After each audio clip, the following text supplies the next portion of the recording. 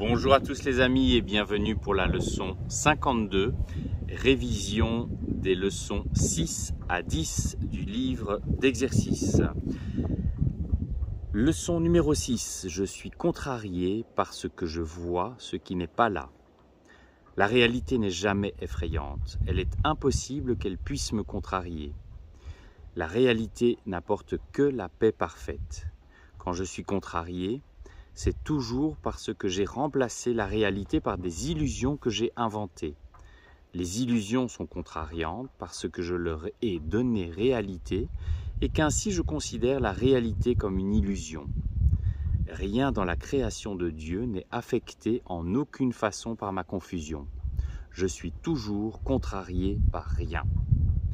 Leçon numéro 7, je ne vois que le passé. Quand je regarde autour de moi, je condamne le monde que je regarde. J'appelle cela voir. Je reproche le passé à chacun et à chaque chose et j'en fais mes ennemis.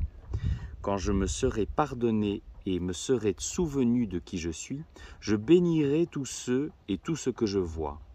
Il n'y aura pas de passé et donc pas d'ennemis. Et je regarderai avec amour tout ce que je manquais de voir auparavant. Leçon numéro 8. Je vous rappelle donc, mon esprit est préoccupé de pensées passées.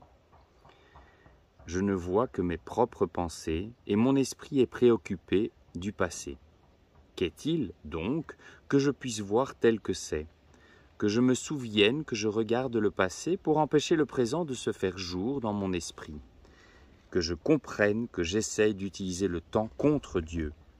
Que j'apprenne à me départir du passé et je me rendrai compte qu'en ce faisant, je ne renonce à rien.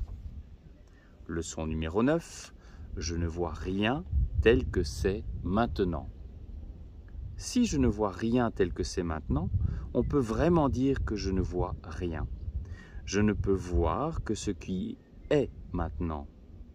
Le choix n'est pas entre voir le passé et voir le présent. Le choix est simplement entre voir et ne pas voir.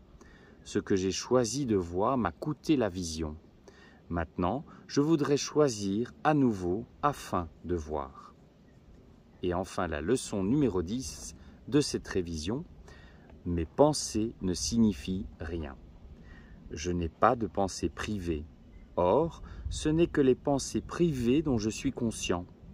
Que peuvent signifier ces pensées? Elles n'existent pas. Ainsi, elles ne signifient rien. Or, mon esprit fait partie de la création et partie de son créateur. Ne préférerais-je pas me joindre à la pensée de l'univers plutôt que d'obscurcir tout ce qui m'appartient réellement avec mes pitoyables et insignifiantes pensées privées? Je vous remercie les amis et à demain pour la leçon numéro 53 de cette période de révision.